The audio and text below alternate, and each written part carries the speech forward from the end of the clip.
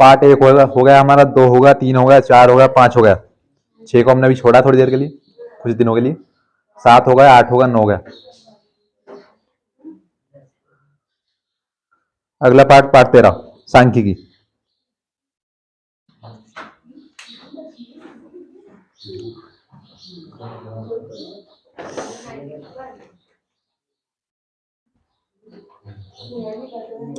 Page number 190, 190।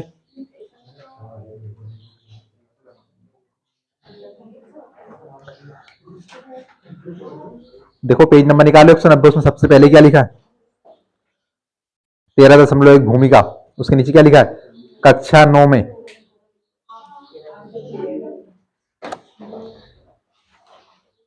आप दिए हुए आंकड़ों का अवर्गीकृत एवं वर्गीकृत बारंबारता बंटनों में व्यवस्थित करना सीख चुके हैं। क्या आप सीख चुके हैं? कैसे कैसे?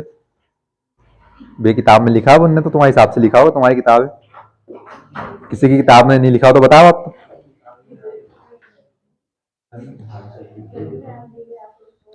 सांख्यिकी पढ़ रहे हैं हम, कुछ नहीं है, दिए गए आंकड़ों को व्यवस्थित रूप में रखना। अब हमसे पूछेगा किस रूप में रखना है, माध्य में रखना है, माध्यिका में रखना है, बहुलक में रखना है। अच्छे अच्छे सवाल किए हमने, थोड़ा सा कैलकुलेटिव सवाल है, बस बहुत सरल सवाल है, इसमें तो कुछ नहीं करना आपको, यानी कि जो त्रिकोणमिति में गुणा भाग करना ही, हाँ बस। तो सांख्यिकी क्या होता है कि दिए गए आंकड़ों को व्यवस्थित रूप में जमाना सांख्यिकी कहलाता है। आंकड़े क्या होंगे?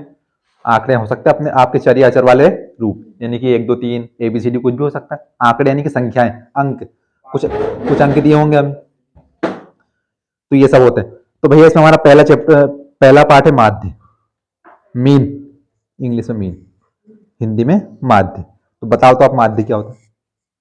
हाँ, माध्य क्या होता है? अच्छा, औसत क्या होता है? किसी को औसत पता है क्या? औसत क्या होता है? औसत, एवरेज। देखिए सरल भाषा में समझिए, माध्य क्या होता है। मान लिया जाए कक्षा में कुछ विद्यार्थी हैं, 5 विद्यार्थी हैं, ठीक है। एक 20 नंबर का टेस्ट हुआ, 20 नंबर से एक के आए 11, एक के आए 10, एक के आए 16, और क्या, एक के मान लो 14, और एक के मान लो कितने, 19 मान लो, ठीक है।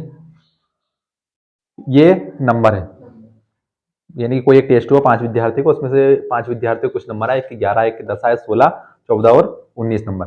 तो ये माध्य क्या होगा कि सभी के अंकों को जोड़ दो और सभी के अंकों को आपस में बराबर कर लो। बराबर कैसे कर लो? तो भैया इनके, अभी हम निकाल रहे माध्य, माध्य सीख रहे हैं। तो माध्य क्या होता है कि जितने भी हमारे पास आंकड़े हो, जितनी भी हमारे पास संख्याएं हो, सभी को आपस में क्या करना?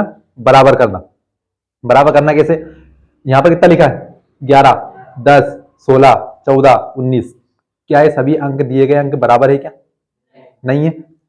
तो यानी कि भैया देखो, सबसे ज्यादा किसके पास है? 19 के पास है। सबसे कम किसके पास है?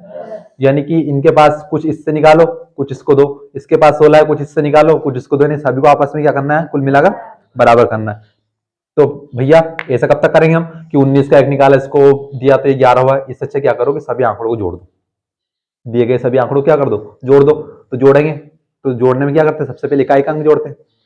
1 और 0 1, 1 और 6 7, 7 और 4 11, 11 और 9 20, 20 का 0, बचे कितने? 2, 2 और 1 3 और 1 4 और 1 5 और 1 6 और 1 7, यानी कि कितने हो गए? 7। अच्छा, कुल कितने विद्यार्थी थे? कुल कितने के अंक जोड़े हमने? 5 के जोड़े। तो 5 के इसमें क्या कर दो? भाग दे दो। तो 5 एकम 5, 7 में से 5 गए, कितने बचे? 2, 2 और 0 कितने हो गए? 20, 5 चुको 20। यानी कि जो 5 विद्यार्थी थे, अगर सभी के अंक आपस में बराबर बराबर कर दिए जाए तो सभी के अंक कितने कितने हो जाएंगे? 14, 14, 14, 14 अंक हो जाएंगे सभी के आपस में बराबर। हालांकि ये कब की बात है? जब हम माध्य पढ़ेंगे। तो माध्य और एक होता है औसत, क्योंकि औसत हमारे सिलेबस में नहीं है, वो तो आपकी छोटी कक्षाओं में था, 5वीं कक्षा से स्टार्ट होता है औसत। तो यानी कि औसत और माध्य एक ही बात है कि दिए गए आंकड़ों का औसत निकालना माध्य कहलाता है। माध्य क्या कहलाता है? सिंपल सी भाषा में कि दिए गए आंकड़ों का कुल योग। अब आंकड़े क्या होंगे? ये संख्याएं होंगी। ये संख्याएं चर भी हो सकती है और अचर भी हो सकती है। तो क्या होगा? दिए गए आंकड़ों का योग। अब हमने इसमें क्या किया था, इन सभी का क्या किया, योग, दिए गए आंकड़ों का योग, तो हमने योग कर दिया ऊपर, तथा आंकड़ों की कुल संख्या, हमने नीचे क्या लिखा है, इन सभी की संख्या है, कितना लिखा, 1 2 3 4 5 थी तो 5, तो दिए गए आंकड़ों का कुल योग तथा आंकड़ों की संख्या का अनुपात, बटे वाली संख्या को क्या करते हैं, बटे वाली संख्या को अनुपात बोलते हैं ना, तो दिए गए आंकड़ों का कुल योग तथा आंकड़ों की संख्याओं का अनुपात क्या कहलाएगा, आपका माध्य कहलाएगा। माध्य बेसिकली होता क्या, अगर आपसे सरल भाषा में कोई पूछ ले तो, कि माध्य दिए गए सभी आंकड़ों को आपस में क्या करना, बराबर करना। बराबर कैसे करना भैया, देखो यहाँ पर इनके पास 19 थे, इनसे निकाल लो आप कितने, इनसे 5 निकाल लो, तो यहाँ पर कितने बचे, 14 बचे, ठीक है। आपने कितने निकाले यहाँ से, 5। अब चूंकि हमें हमें पता है कि सभी के पास कितने कितने होंगे, 14 14 होंगे, तो यहाँ से आपने 5 निकाल लिए, इनके पास कितने बचे, 14।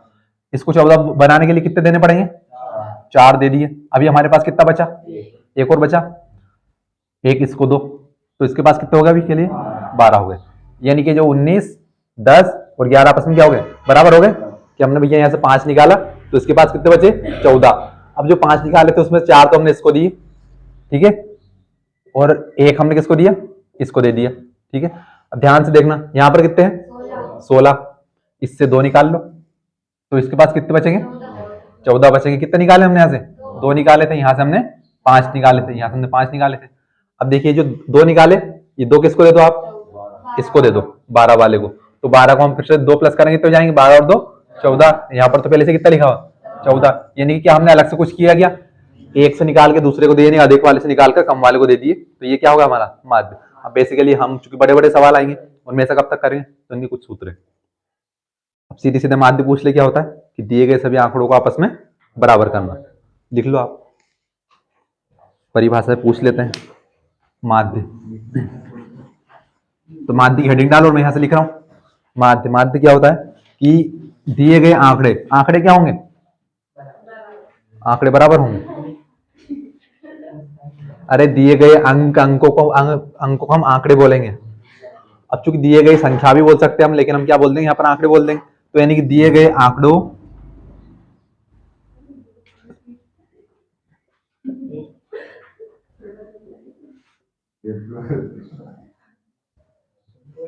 स्पीड से उतारते जाओ भैया। आज 29 नवंबर हो गया भैया, टारगेट है 31 दिसंबर तक लगभग एक आध पार्ट बचना चाहिए, हमारा खत्म हो जाना चाहिए सिलेबस। सोच लो, आपको पढ़ना है तो पढ़ लेना, आप नहीं पढ़ना है तो कोई बात नहीं, कर लेना इकट्ठे। अभी आपकी कॉपी में मान लीजिए इतने पेज भर गए होंगे, इतने और भर जाएंगे, हो जाएंगे इकट्ठे। दिए गए आंकड़ों का योग तथा आंकड़ों की कुल संख्या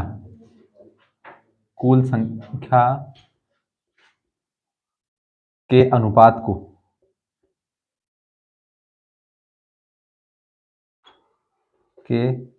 को माध्य कहते हैं, माध्य कहते हैं। तो अगर हम इसका सूत्र बनाए तो क्या बनेगा, तो माध्य बराबर आंकड़ों का योग, आंकड़ों का योग बटे आंकड़ों की कुल संख्या, आंकड़ों की कुल संख्या, ये होगा आपका माध्य। बस यही माध्य पढ़ना है हमें अगले 1 से 2 दिन, 2 से 3 दिन।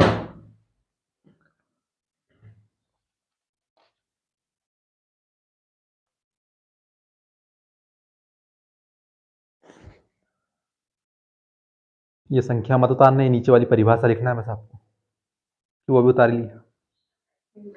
अरे आपने उतार लिए होंगे, कोई बात नहीं उतारे तो उदाहरण के तौर पर उतार भी सकते हैं आप, लेकिन पहले परिभाषा उतारना, उसके बाद उससे उतारना। तो वो नहीं उतारना, सीधे सीधे अगर मैं आपको तो मैं संख्या लिख दूँ, जैसे क्या मैंने 11 क्या लिखा था, 10 16 14। हालांकि यही संख्या नहीं, संख्या अलग भी हो सकती, पर ये चूंकि इनको एग्जैक्ट हमारा कितना 14 गुणा भाग में कुछ नहीं आया, तो अगर हम सूत्र लगाएं, हाँ भैया माध्य, ये जो माध्य है ना, हटाओ इसे थोड़ा सा, यहाँ लिख लेना नोट या विशेष, ये जो माध्य को ये एक्स तो बनाना आता होगा आपको। किस प्रकार का एक्स है? छोटी एबीसीडी वाला, स्मॉल वाली, और इसके ऊपर ये जो डंडा खींच दे इसको हम क्या कहते हैं? इसको बार कहते हैं गणित में। तो यानी कि माध्य को एक्स बार से दर्शाते हैं। ये क्या है? एक्स बार से दर्शाते हैं।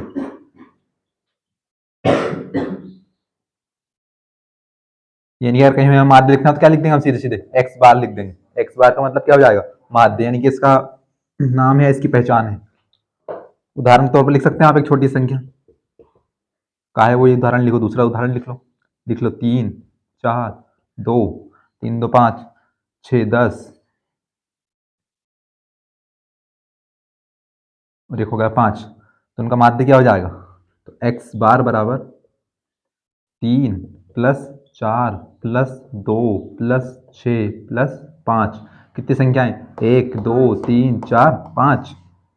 कर दो इसको हल। तो एक्स बार बराबर 3 और 4 7, 7 और 2 9, 9 और 6 15, 15 और 5 20, 20 बटे 5, 5 चुको 20। तो यानी कि ये उत्तर कितना होगा? 4। यानी कि इन आंकड़ों का माध्य कितना होगा? 4 होगा।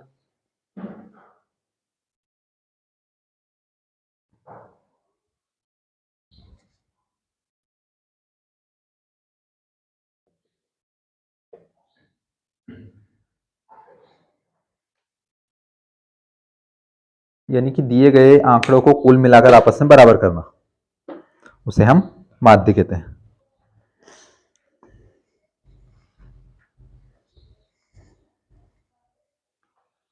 सूत्र का आगे मत टिपना कुछ भी। सूत्र का शॉर्ट फॉर्म लिखवाऊंगा अभी, शॉर्ट फॉर्म लिखवाऊंगा उसका। तो अभी छोड़ देना है, कुछ थोड़ी सी जगह छोड़ देना यहाँ पर सूत्र का आगे। ये बोल रहा हूँ बस, नीचे लाइन छोड़ दो तो यार, नीचे लिख लेना भैया। ये सब उतार के एक जगह यहाँ छोड़ देना, एक्स बार करके सूत्र लिख लेना। शॉर्ट फॉर्म में लिखवाऊंगा, बार बार ये नहीं लिखेंगे हम पूरा। आंकड़ों का योग बटा आंकड़ों की कुल संख्या। ये तो अब परीक्षा में भैया ये वाले सवाल तो आना बंद हो गए। क्यों बंद हो गए? फिर कक्षा 9 के सवाल हैं। तो ये कक्षा 9 आपका यहीं से स्टार्ट हुआ था, औसत माध्य यहीं से बताया था आपको। ये लिखा है ना, कक्षा 9 के माध्यम से आप आंकड़ों को व्यवस्थित करना सीख चुके हैं। तो यही बात थी। लेकिन कक्षा 10 में 1 नंबर का विकल्प आता, सीधे सीधे से माध्य पूछते कि बताओ इन आंकड़ों का माध्य कितना होगा, इनका माध्य कितना होगा। तो इनका माध्य कैसे बताओगे? ऐसे बताना सूत्र में। अब हमारे पास ऐसे सवाल नहीं आएंगे सिंपल सीधे सीधे। ये तो मैंने उदाहरण के रूप में समझाया आपको। हाँ, वो जैसे भी आए, लेकिन ये सवाल आपका 1 नंबर में आएगा, विकल्प में आएगा।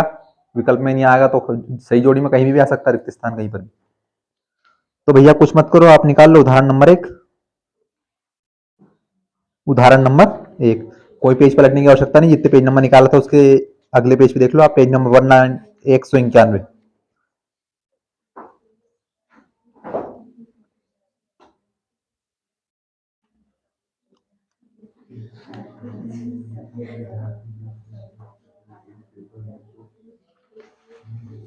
किसी स्कूल की कक्षा 10 के 30 विद्यार्थियों द्वारा गणित के पेपर में 100 में से प्राप्त किए गए अंक नीचे एक सारणी में दिए गए हैं। इन विद्यार्थियों द्वारा प्राप्त अंकों का माध्य ज्ञात कीजिए।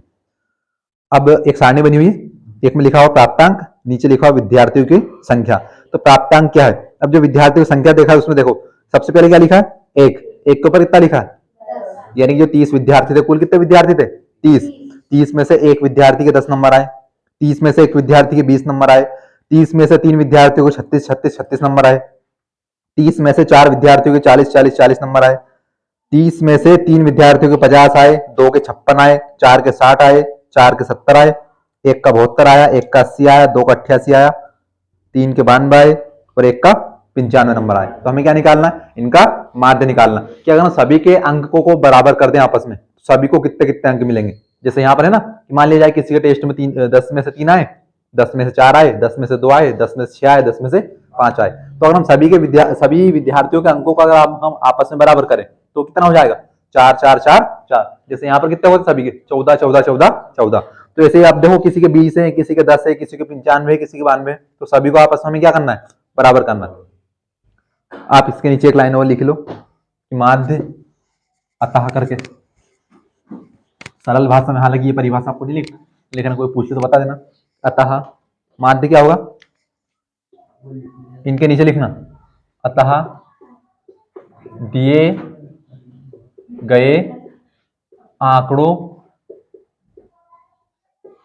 को बराबर करना, बराबर करना माध्य कहलाएगा, माध्य कहलाएगा। अब ये कोई हमने हमारे हिसाब से परिभाषा लिखी है, कोई गणित में नहीं लिखी है, सिर्फ हमने समझने के हिसाब से लिख दी कि अतः क्या होगा कि दिए गए सभी आंकड़ों को आपस में क्या होगा, बराबर करना माध्य कहलाएगा। माध्य सिंपल सी बात समझ लो आप, क्या है कि आपके जो मान लो सभी को पिछले टेस्ट में जो नंबर आए थे, किसी के 19 आए थे, किसी के 2 आए थे, किसी के 5 आए थे, किसी के 9 आए थे, तो सभी को आपस में क्या करना, बराबर करना, यानी कि उस क्लास का औसत निकालना कि आप कितने पढ़ने वाले हैं। अब भैया यहाँ पर सभी विद्यार्थी को औसत निकाले तो कितने औसत नंबर आ रहे हैं, सभी के 4 नंबर आ रहे हैं, इनका माध्य हो जाएगा। अभी वो पिछले वाले उदाहरण में कितने आ रहे थे, 20 में से 14 आ रहे थे। तो उदाहरण पहला निकाल लो, हम कर रहे हैं। जिनके सूत्र का आगे जगह नहीं बची वो यहां से 3 लाइन छोड़ देना, इसके बाद से हमें यहां से माध्य पढ़ना है, माध्य का पढ़ना, बहुलक पढ़ना है। अब मैं विशेषकर आपसे एक बात बोल रहा हूं, ध्यान से सुनना। परीक्षा में माध्य का एक सवाल पक्का आता है, एक सवाल यानी कि इस प्रश्नावली से पक्का आएगा, और माध्य का आएगा। माध्य का सिंपल सी सवाल आएगा, अगर आपको गुणा भाग करना याद है तो आप सिंपल सा सवाल कर लोगे। हाँ, मेरे को पता है कितना अच्छा याद है आपको। तालिए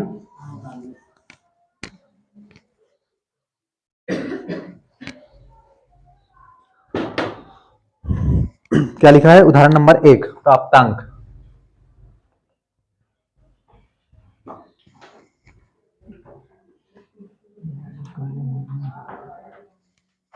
एक तरफ लिखा प्राप्तांक एंड दूसरी तरफ लिखा है नंबर ऑफ स्टूडेंट्स, विद्यार्थियों की संख्या।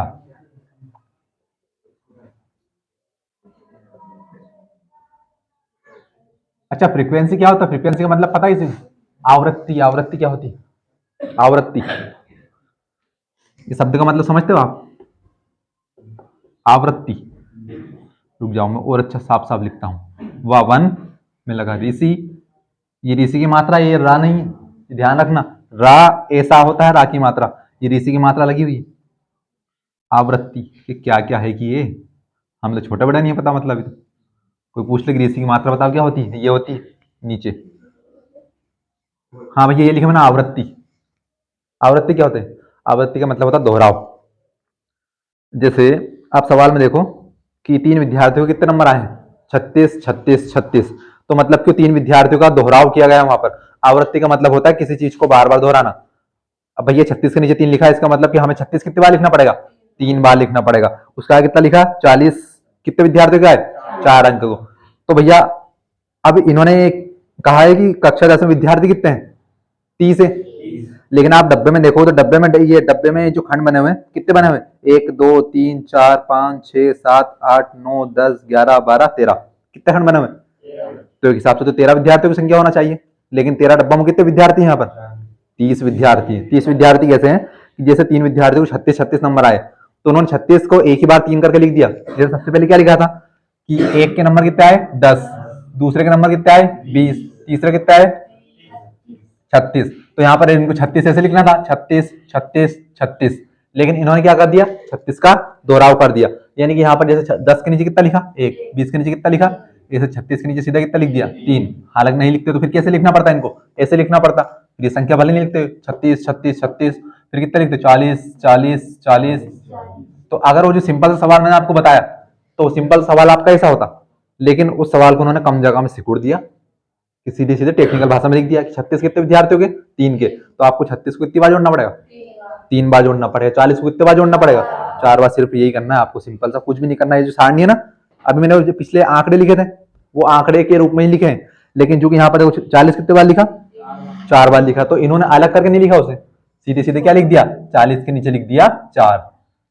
4 ऐसे गधेड़े विद्यार्थी तो हमारी तरह के जो पास हुए, तो देख लो टॉपर के कितने नंबर है। हाँ, तो भैया जो आवृत्ति मैंने बोला, इस आवृत्ति का मतलब इंग्लिश में से कहते हैं फ्रीक्वेंसी। फ्रीक्वेंसी की स्पेलिंग किससे स्टार्ट होगी, एफ से स्टार्ट होगी, कोई पीछे मत बोल देना। तो फ्रीक्वेंसी एफ से स्टार्ट हो जाएगी, तो यानी कि विद्यार्थियों की संख्या हमने क्या लिख दिया यहाँ पर, एफ लिख दिया। क्या, एफ, एफ लिख दो, एफ वन मान लो कुछ भी। अच्छा, ये प्राप्तांक थे, इसको हम मानेंगे हमेशा x1, x, तो हमने यहाँ इसको भले आप x1 कर दो या x कर दो, तो यानी कि प्राप्तांक है आपके, ठीक है। इस तरफ क्या है, विद्यार्थियों की संख्या है। बताओ कितने कितने प्राप्तांक है, 10 है, 20, 30, 36 है, 36 लिख दो, 40, 50, एक एक करके बोल दो, मिस्टेक हो जाएगी। 56, 60, 70, 72, 80, 88, 5 कम 100, लो आधी हिंदी इंग्लिश में, आधी गिनती हिंदी में, आधी इंग्लिश में, कोई बात नहीं। 10 के सामने क्या है, 1, 20 के सामने क्या है, 36 के सामने। सवाल इतना भी सरल नहीं कितना आप बातें कर रहे हो। अभी देखना गुणा करवाऊंगा मैं आपको यहाँ पर सीधे सीधे, बात करने लग गए साहब। टाइम मिला नहीं, हमें मौका मिलना चाहिए बात करने का बस।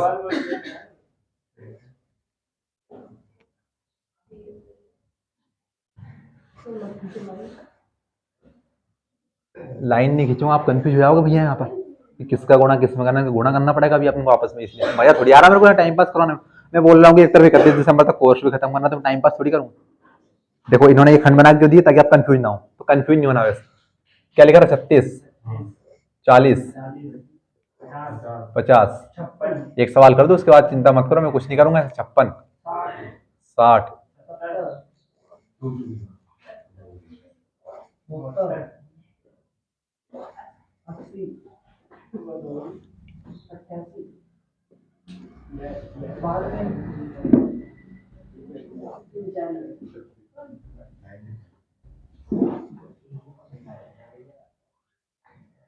लाइन तो फिर भी सीधी नहीं बना पाया। ये सवाल इतना ही है, सवाल अभी और भी आगे होगा भैया, गुणा भी होगा उसमें। अरे काय का बड़ा होगा, कब बारह बड़ा बड़ा लगा रखे हो तुम भी यार। कितना बड़ा सवाल है ऐसा, 4, 50 कितने हैं, 3, हाँ 2, 4,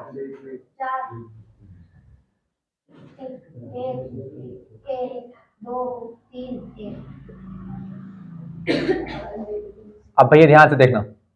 अब इन्होंने क्या 36 को 3 बार लिख दिया, 40 को 4 बार लिख दिया, 72 को 1 बार लिखा, 70 को 4 बार लिख दिया। तो चूंकि 70 तो इनको 4 बार लिखना था क्योंकि 4 विद्यार्थी है ना, तो इन्होंने शॉर्ट फॉर्म में लिख दिया। तो अब उसका मतलब क्या है, देखिए हमने यहाँ पर क्या लिखा है, x1।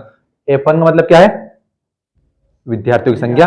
x1 क्या है, यहाँ पर प्राप्तांक है, f1 क्या है, विद्यार्थियों की संख्या। तो हमें कुल मिलाकर क्या करना है कि अब देखिए हमने क्या लिखा कि आंकड़ों की संख्या।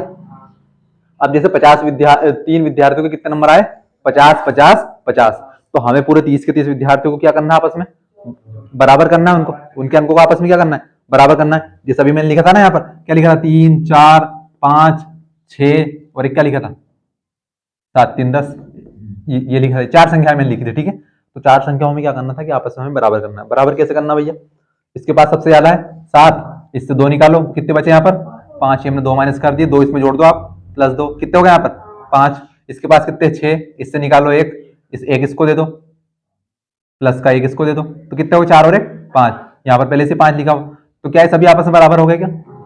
अब चूंकि यहाँ पर तो आंकड़े अलग अलग लिखे थे कि 3 एक बार लिखा था, 4 एक बार लिखा था। यहाँ पर देखो 50 कितने बार लिखा है, 3 बार लिखा है। तो यानी कि कितने विद्यार्थियों के, 3 विद्यार्थियों को कुल मिलाकर कितने नंबर आएंगे, 150 आएंगे। तो वो हमें इनके सामने लिखना पड़ेगा भैया। क्या अगर 1 का 50 है तो 3 के कितने हो जाएंगे, 150, क्योंकि तभी तुम सभी को आपस में जो सूत्र लगाएंगे ना कि दिए गए आंकड़ों का कुल योग बटे आंकड़ों की संख्या। तो हमें सबसे पहले क्या करना पड़ेगा, इनका मान निकालना पड़ेगा। सबसे पहले हम क्या लिखेंगे, f1 x1। भैया ये कहां से आ गया, मेरे पास लिखा एक लिखा x, एक तरफ लिखा y, मैंने लिख दिया दोनों का xy। इसका मतलब क्या हुआ, xy लिखा साथ में, इसमें किस प्रकार का संबंध है, गुणा का संबंध है। ना तो अगर ये बटे में होते तो कैसे लिखे होते, x बटे y। अगर ये प्लस में होते तो x प्लस y। अगर ये घटाओ में होते तो x माइनस y। लेकिन अब इनके बीच में ना प्लस है ना माइनस है ना बटे है, तो क्या है गुणा में। तो यहाँ पर f1 और x1 काय में लिखे हुए, गुणा में लिखे हुए। इसका मतलब हमें क्या करना है, इनका आपस में गुणा करना है। कैसा गुणा करना है, देखिए एक विद्यार्थी ने कितने नंबर प्राप्त किए, 10, तो उसके कुल अंक कितने हो जाएंगे, 10 ही होंगे एक विद्यार्थी के। एक विद्यार्थी ने 20 अंक, तो कुल अंक कितने होंगे उसके, 20 हो जाएंगे भैया।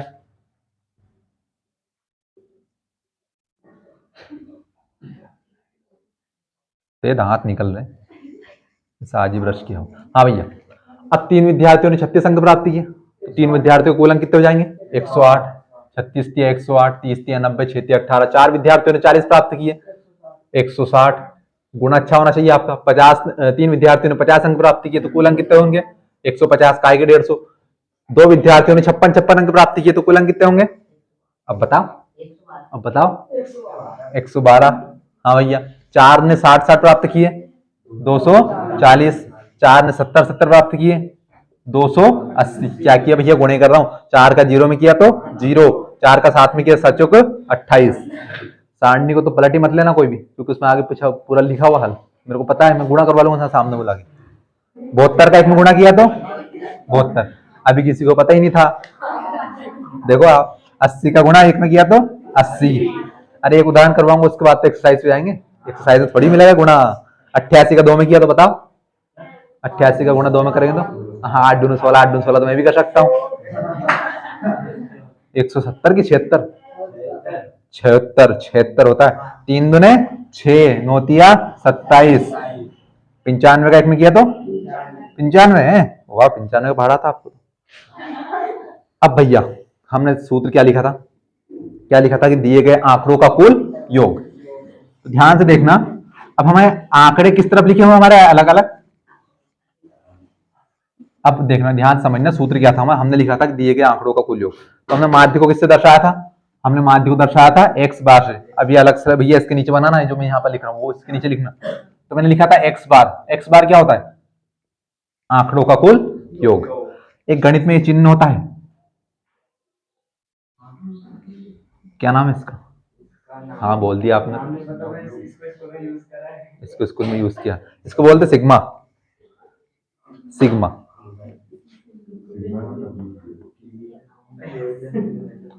ये वो तुम्हारा इंस्टा वाला सिग्मा नहीं, सिग्मा मेल वाला जान। तो यानी भैया चिन्ह है। इसका मतलब क्या होता है? इसका मतलब होता है जितने भी आपके पास कई आंकड़े लिखे हैं उनका योग। तो अब ध्यान से देखना, हमारे पास कुल आंकड़ों का योग कितना है? यही आएगा, क्योंकि एक विद्यार्थी ने 10, 2 विद्यार्थी ने 20, 3 ने 108, 4 ने 140, 3 ने 150, तो सभी का लिख दिया हमने। ये कितने विद्यार्थी कुल अंक कितने के हैं? ये 30 के कर दिया हमने अलग अलग। यहाँ पर 30 के एक साथ लिखे थे कि 50 के 3 थे, तो हमने 50 का 3 में गुणा कर दिया। कितना आ गया? 150। अब देखिए गुणा करो या 3 बार उसको लिख के जोड़ लो आप। 50 प्लस 50 प्लस 50, तो हमने सीधे सीधे क्या कर दिया? उसका गुणा कर दिया। कि 3 बार जोड़ना है 3 बार गुणा कर दो, 4 बार जोड़ना है तो 4 बार गुणा कर दो। तो यानी कि जो अंक आए कितने विद्यार्थियों के आए? 30 विद्यार्थियों के कुल अंक आ गए। क्या लिखा है यहाँ पर? F1 X1 कुल आंकड़ों का योग हो जाएगा। कि यही तो है हमारे पास आंकड़े, यही तो विद्यार्थी थे जिन्होंने अंक प्राप्त किए। तो अब इनका योग निकालना हमें। मैंने क्या लिखा था अभी? सिग्मा। किसका योग निकाल रहे हैं हम? F1 X1 का योग निकाल रहे हैं। तो मैंने भैया यहाँ पर लगा दिया सिग्मा, यानी कि ये जो ये वाली रो है, ये वाली पंक्ति, इसका क्या आएगा? कुल योग आएगा। कुल योग निकालो। 5 और 6 11, कितना आएगा? 1779। लिख दूं मैं भी, मेरे को तो आसानी होगी। जोड़ते जाना ठीक से।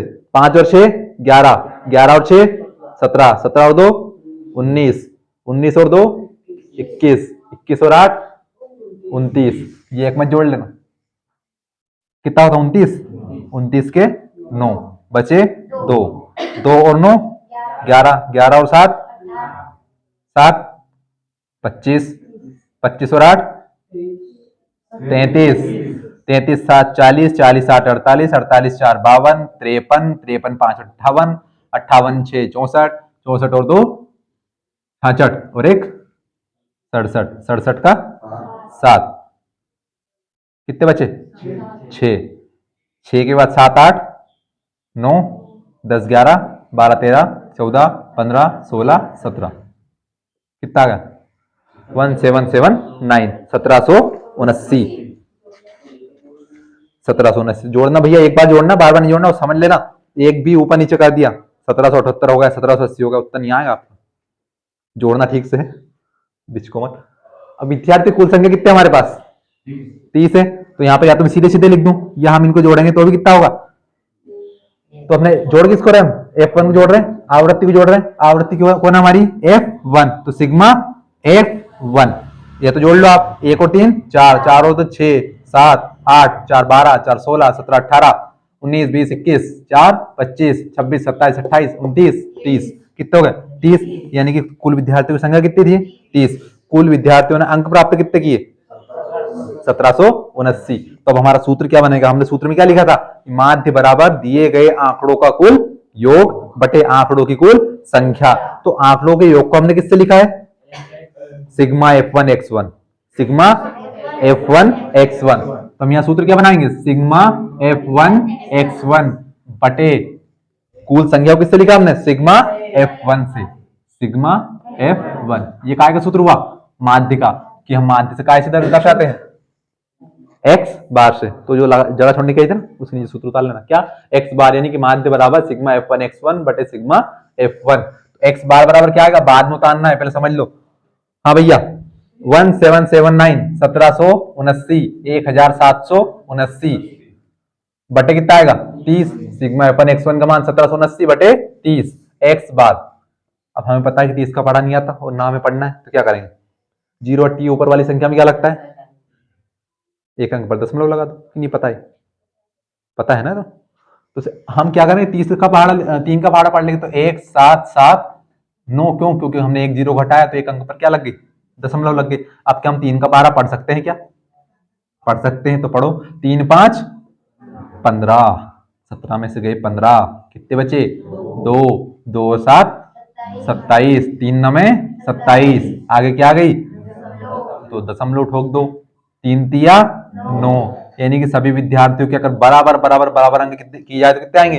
59.3। यही है आपका माध्य। दिए गए सभी विद्यार्थियों के अंकों को आपस में बराबर करना। आया नहीं आया समझ? अब खुशी मनाओ कि इस सवाल के लिए आपको 4 नंबर मिलने हैं। सारणी चार चार चार 4 नंबर के 2 या 3 ही सवाल आएंगे आपके पास। एक आएगा पार्ट 3 से, एक आएगा पार्ट 13 से, एक कहां से आएगा? आन तो कहीं से भी आए, हमने सब कुछ पढ़ा है।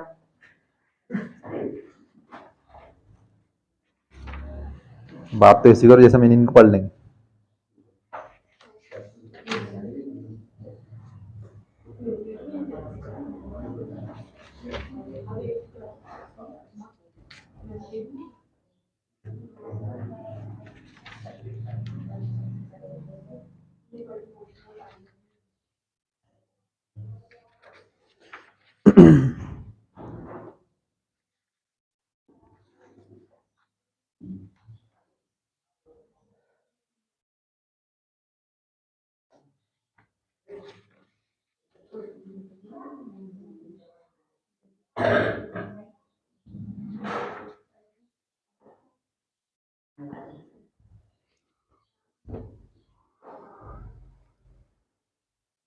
ताना शुरू कर दिएगा। उस पेज को आपने क्या खाली छोड़ा? क्या छोड़ दिया? अच्छा किया। उतार लो उतार लो। अरे मैं आपको सूत्र लिखवाना भूल गया भैया, बताने बताने के चक्कर में।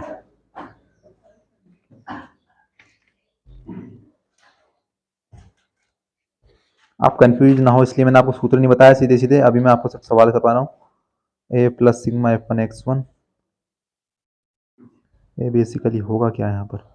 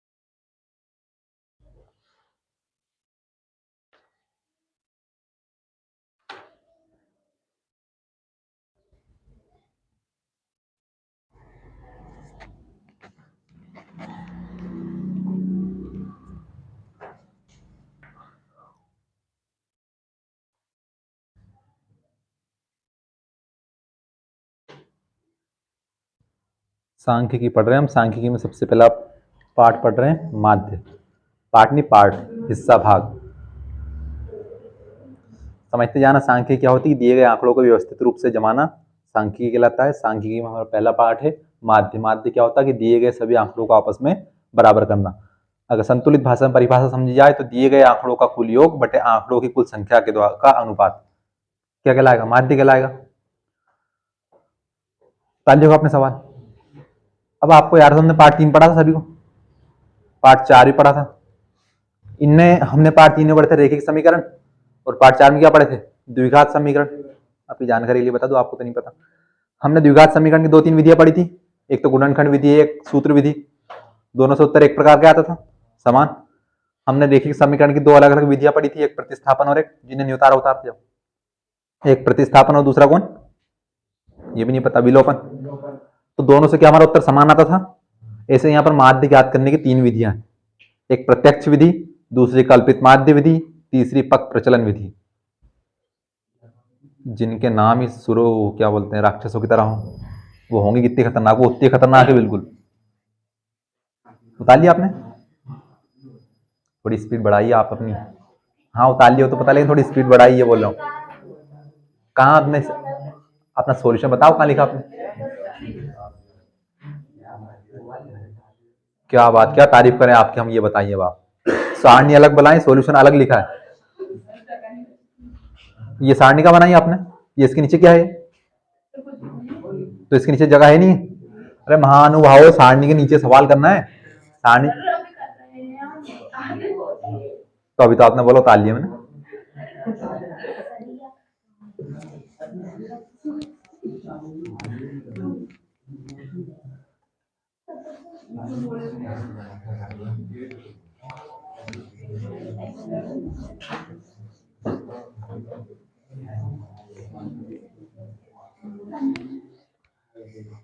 चालो जल्दी से। तो भैया माध्य ज्ञात करने के हमारे पास यहाँ 3 विधियां, मैं तीनों विधियों का आपके नाम बता रहा हूँ, उनके सूत्र लिखा हूँ। सूत्र मोस्ट आईएमपी है, परीक्षा में एक नंबर में एक शब्द में सूत्र आते हैं। आपने उतार उतार लो जिन्हें नहीं उतारा है। माध्य ज्ञात करने की 3 विधियां हैं, 3 तरीके। पहला क्या है, प्रत्यक्ष विधि।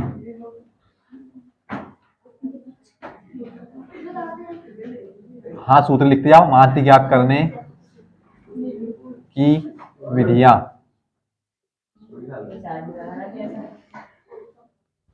सीधे सीधे सवाल होता, सूत्र लिख रहा हूं, सूत्र उतार लो। नंबर 1 है विधियां, 3 विधियां भैया, 3। नंबर 1 प्रत्यक्ष विधि।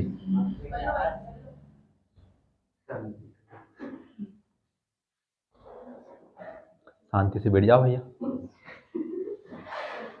आप ना इमेजिन नहीं कर सकते कितनी तेज गुस्सा आती, पर यह है कि बस कंट्रोल करके खड़ा हूं यहाँ पर, बस जिससे मेरे को आपसे बिल्कुल मेरे ऊपर उतार ले। 3 बार बोल दिया कहाँ उतारना, जाओ उतारना, उतार लो। प्रत्यक्ष विधि नंबर 1, और प्रत्यक्ष विधि यही है जो हमने लिखा है, x बार बराबर सिग्मा f1 x1 बटे सिग्मा f1 परीक्षा में सीधी सीधा आएगी प्रत्यक्ष माध्य ज्ञात करनी, प्रत्यक्ष विधि का सूत्र लिखिए, ये लिख के आना। अगर पूछ ले कल्पित माध्य विधि का लिखो सूत्र, कल्पित, ये कल्पित लिखा है, कल्पित माध्य विधि,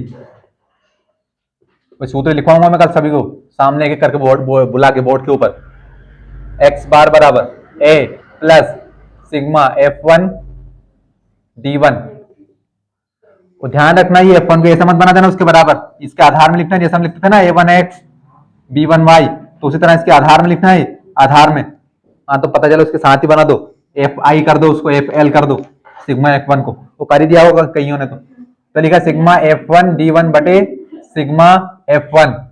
सूत्र नंबर 2 काय का, कल्पित माध्य विधि। नंबर 3 पक प्रचलन विधि।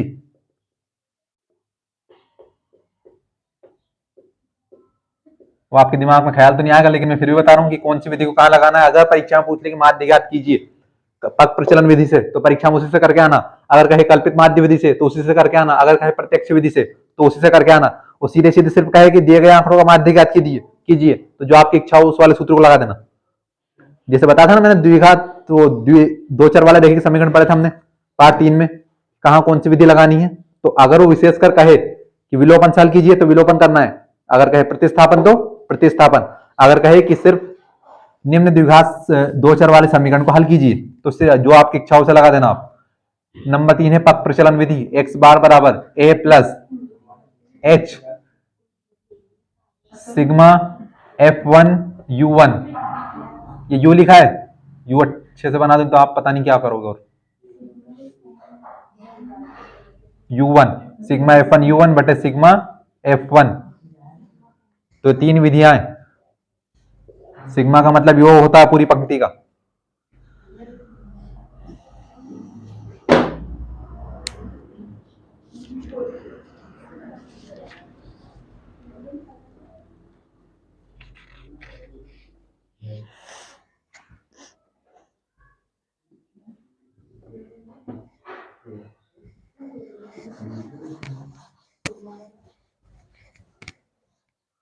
इसका ध्यान से सुने मेरी बात, जो घर जाके पढ़ते लिखते नहीं, कम से कम अपनी स्पीड तो बढ़ा ही ले, कम से कम टीपना अच्छे सीख जाओ जल्दी जल्दी।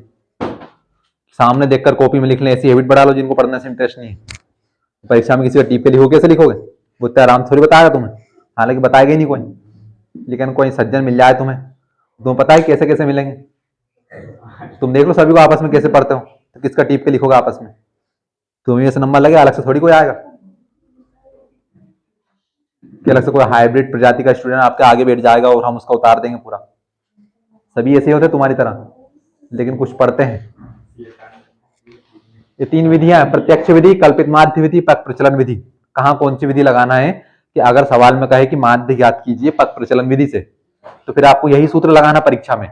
अगर कहे कि माध्य ज्ञात कीजिए कल्पित माध्य विधि से, तो यही लगाना है। अगर कहे कि माध्य ज्ञात कीजिए प्रत्यक्ष विधि से, तो फिर यही सूत्र लगाना। लेकिन कहे कि सिर्फ माध्य ज्ञात कीजिए, आपके हिसाब से कोई सी विधि लगा दो, तो आपको जो सुटेबल लगे वो लगा देना। और ऊपर वाली सबसे सरल भी है, और हमें पता है कि आप यहाँ पर पानी मांग लोगे इतने ठंड में भी, क्योंकि हम पढ़ने से इंटरेस्ट नहीं है ना, हमें तो सिर्फ जल्दी जल्दी उतार दो। उतार लिया प्रश्नावली 13.1, क्या था ये, मैंने कहा ना मुंह पर हाथ रख लिया करो। अरे टिकट्स मैंने दिखा यार। प्रश्नावली 13.1 पहला सवाल, और इंपॉर्टेंट सवाल,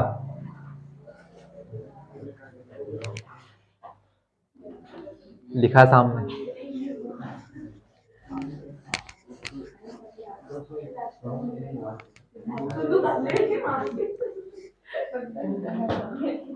ये 3 4 लाइन के सवाल लिखे कोई मतलब की नहीं, लास्ट में लिखना माध्य ज्ञात करना है आपके। सबसे नीचे देखो क्या लिखा है, माध्य ज्ञात करने के लिए। तो क्या 3 लाइन फालतू में लिखिए क्या, पढ़ना है उसे भी। लो हाँ मैं हाँ तो इतनी जल्दी करेंगे हर बात में, मतलब वेले से क्वेश्चन बनाने वाले। क्या लिखा, विद्यार्थियों के एक समूह द्वारा अपने पर्यावरण संचेतना अभियान के अंतर्गत एक सर्वेक्षण किया गया, जिसमें उन्होंने एक मोहल्ले के 20 घरों में लगे हुए पौधों से संबंधित निम्नलिखित आंकड़े एकत्रित किए। प्रति घर माध्य पौधों की संख्या ज्ञात कीजिए। बताओ तो मैंने क्या पढ़ दिया सवाल में, आपने सुना होगा अच्छे से, क्या सरल भाषा में बता दो। कौन से 20 पौधे,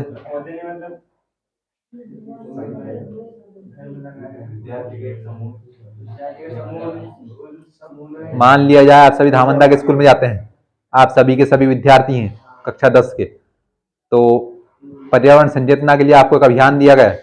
अब मान लिया जाए सभी धामंदा स्कूल में जाते हैं, तो क्या है कि आपको सभी को 20 घर दे दिए एक कॉलोनी के, और आपसे बोला गया सभी विद्यार्थियों से कि सभी 20 घरों में जाओ और पौधों की संख्या को गिन कर आओ। तो अब 20 विद्यार्थी गए, तो इसमें क्या लिखा है, एक तो लिखा पौधों की संख्या और एक लिखा क्या लिखा है, घरों की संख्या। तो आप गए और आपने आंकड़े लिख लिए कॉपी के ऊपर, स्कूल में आके बताया आपने कि एक घर ऐसा था जिसमें पौधों की संख्या कितनी थी, 0 से 2, यानी कि इसमें 0 भी हो सकता है, उसमें 1 भी हो सकता है, उसमें 2 भी हो सकता है। नंबर 2, 2 घरों की संख्या ऐसी है जिसमें पौधों की संख्या 2 से 4 है। ये लिखा है 2 से 4, इसका मतलब क्या है कि उस घर में पौधों की संख्या 2 भी हो सकती है, 3 भी हो सकती है, 4 भी हो सकती है, क्योंकि लिखा ना ये 2 से 4 लिखा है। तीसरा गए, एक घर ऐसा है जिसमें पौधों की संख्या कितनी है, 4 से 6, तो उसमें 4 भी हो सकती है, 5 भी हो सकती है, 6 भी हो सकती है। 5 घर ऐसे है जिसमें पौधों की संख्या कितनी है, 6 से 8, यानी 6 भी, 7 भी, 8 भी। 6 घरों में 8 से 10, 2 घरों में 10 से 12 और 3 घरों में 12 से 15, 14 सॉरी। तो ये आपने सर्वे किया और यही सर्वे में हमें क्या निकालना है, अब हमें करना है कि जो अलग अलग थे, किसी घर में क्या थे, 2 भी हो सकते हैं, 3 भी हो सकते हैं, 4 भी हो सकते, तो हमें एक माध्य निकालना, सभी घरों में पौधों की संख्या बराबर करनी है कि कॉलोनी में कुल कितने पौधे लगे हुए हैं अनुमानित, ये करना। तो माध्य निकालना है, फिर से माध्य क्या होता है, सभी को आपस में बराबर करना। आलसी हो तुम। क्वेश्चन नंबर 1 क्या लिखा है, लिखा है पौधों की संख्या।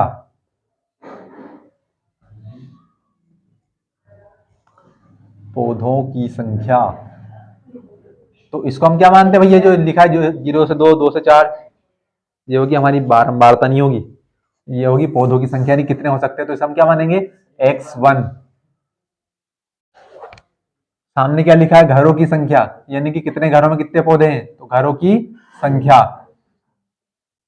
तो क्या लिखा है, f1। अच्छा हमें फिर एक आंकड़ा और चाहिएगा, अब ध्यान से देखना, वो हम बाद में लिखेंगे क्या क्या हमें चाहिएगा।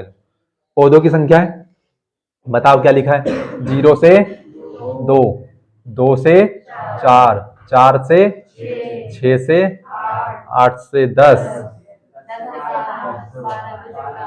12 से 14, इतने लिखी हुई है भैया पौधों की संख्या। नहीं की ये लिखा है 12 से 14, मतलब कि 12 भी हो सकते हैं उस घर में पौधे, 13 भी हो सकते हैं, 14 भी हो सकते हैं।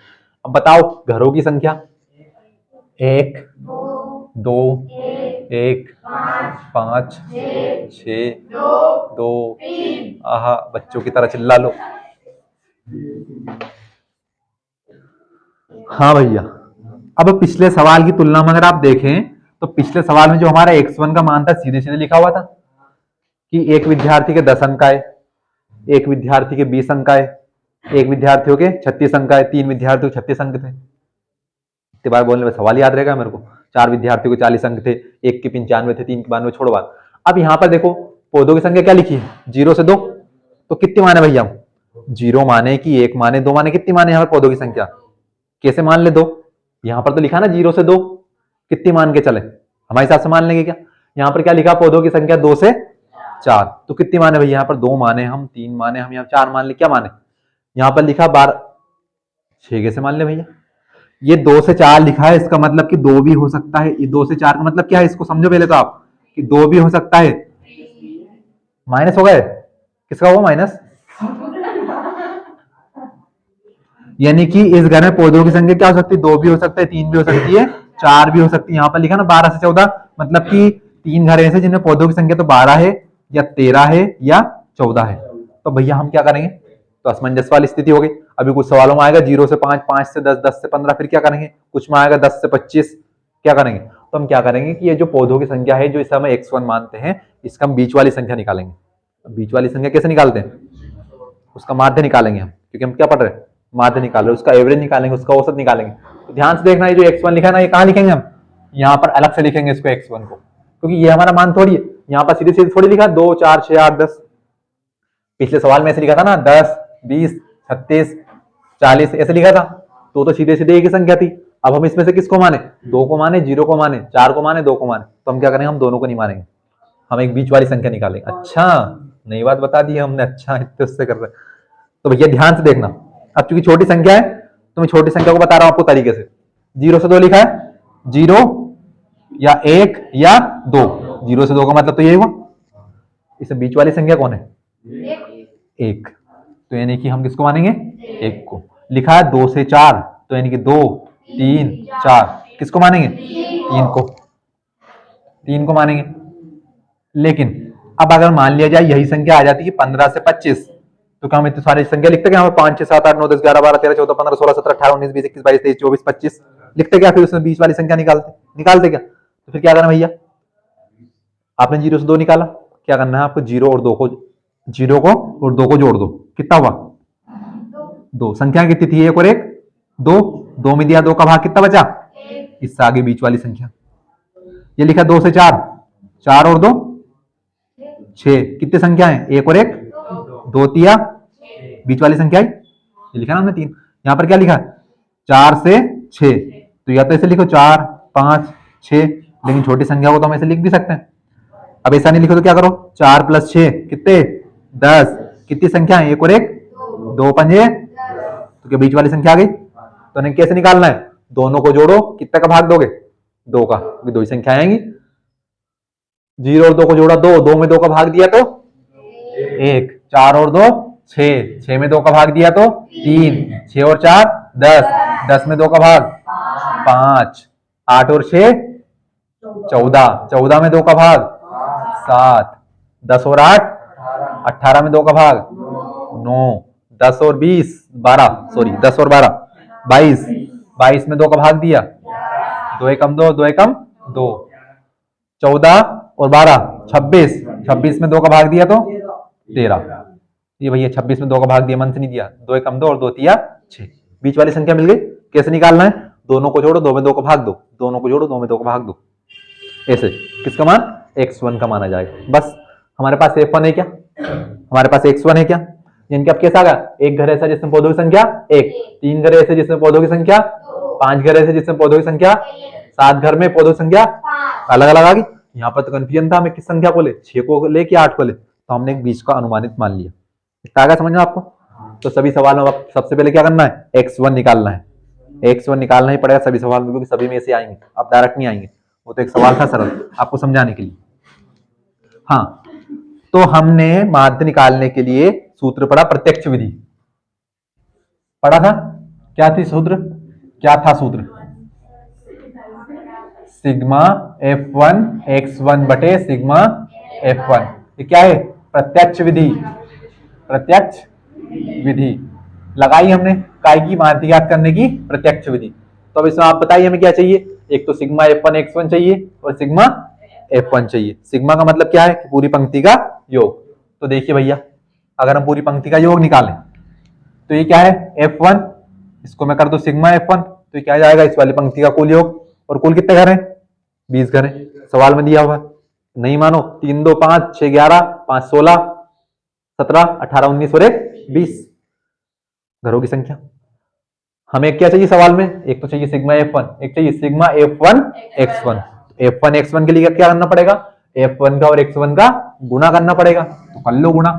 ये गुणा करना नहीं आता क्या? हमें आता है भैया, करो गुणा। कैसे करोगे?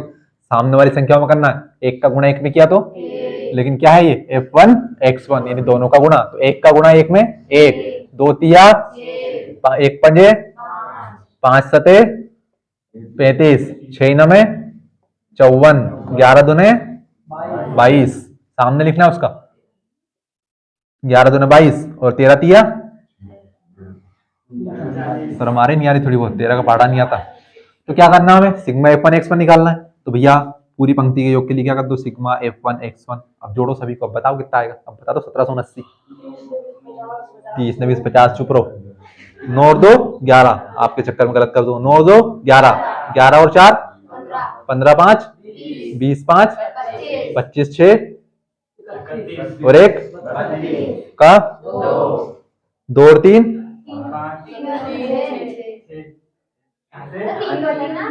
हासिल कितना आए थे? अच्छा 3 आए थे क्या? 3 और 3 6 और 2 8 और 5 13 और 3 16, 16 और 5 जोड़ लिया। तो कितने आ गए कुल पौधों की संख्या? 100 62। तो प्रत्यक्ष विधि इसके नीचे उतारना है। x बार बराबर सिग्मा F1 x1 का मान कितना है हमारा 162। तुम्हारा चक्कर में बहुत तेज बोलना पड़ता है, ये आसपास घर वाले बोलते हो कितनी तेज चिल्लाता है पढ़ाने में। सिग्मा F1 कितना आएगा 20। अब वही बात, सबसे पहले क्या करना, अगर आपको बट्टे में दशमलव लग जाए, बट्टे में 0 दिख जाए, 0 को हटाना, ऊपर क्या लगाना है दशमलव, भाग आसान हो जाएगा इससे। 20 का भाग नहीं देना पड़ेगा, 2 का भाग देना पड़ेगा। तुम उतार लो पहले। 19 गुणा 9 कितने होते हैं? 19 गुणा 9 कहाँ लिखा, इस तरफ लिखा क्या? तो 16.2 कहाँ गया भैया? ये दशमलव कहां से आया कि हमने 0 को हटाया, दशमलव लगाया, बटे में कितना बचा सिर्फ 2। 2 में 1 का भाग दिया जाएगा क्या? नहीं जाएगा, तो 2 में 16 का भाग देंगे।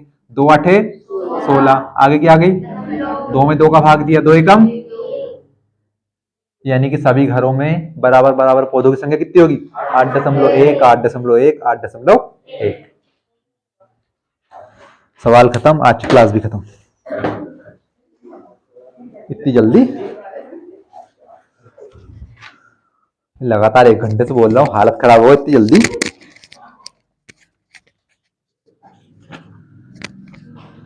रुक जाओ अभी मत कर। अच्छा, सवाल में क्या लिखा कि माध्य ज्ञात करने के लिए आप किस प्रकार की विधि का प्रयोग किया और क्यों किया? कौन सी विधि का प्रयोग किया आपने? प्रत्यक्ष विधि। तो अगर परीक्षा में आपसे पूछ ले कि भैया बताइए कि आपने प्रत्यक्ष विधि का प्रयोग किया तो क्यों किया, तो क्या क्या लिखोगे कि हमने प्रत्यक्ष विधि का प्रयोग किया क्योंकि आंकड़े छोटे थे। आंकड़े कैसे थे? छोटे। तो लिखने की बात है, हालांकि परीक्षा में नहीं पूछता वैसे आपसे, क्योंकि उसको पता है कि ये बच्चे सारे दिमाग से गरीब हैं, इन्होंने मुश्किल से तो प्रत्यक्ष विधि सीखी होगी। निकाल लो बस, बाकी यही है। अब आपके अंदर हो ईमानदारी। सवाल आया दोनों समझ में? x1 का मान निकालना सीख गए? कैसे निकालना है? दोनों को जोड़ना है और 2 का भाग देना है, गुणा करना है। तो आप अपनी ईमानदारी से सवाल नंबर 2 करके लाएंगे। अच्छा, तो आप भविष्यवाणी कर रही हैं।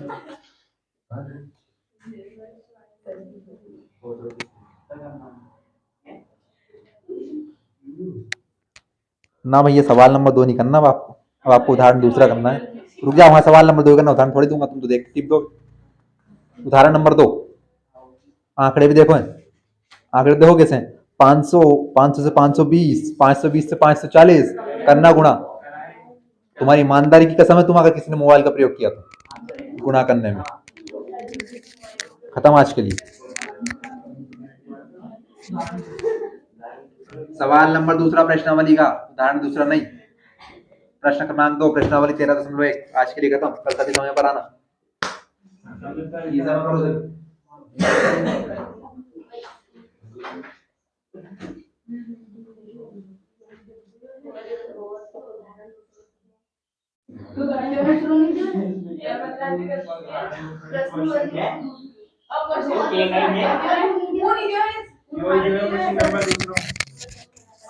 बस आवाज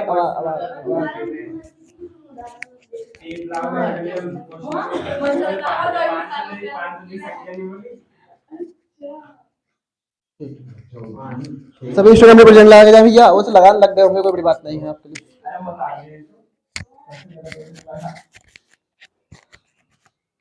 मुझे समझ में आ रहा है लेसन। देखो हर चीज लेसन को है ना सील बाय सील पढ़ते रहा करो, तो बेटा अंत तक अच्छा समझ में आएगा। भाई ये पेपर लेके जाना है, मैं गिन के बताऊँ, मैं गिन के। Okay bye bye, take care.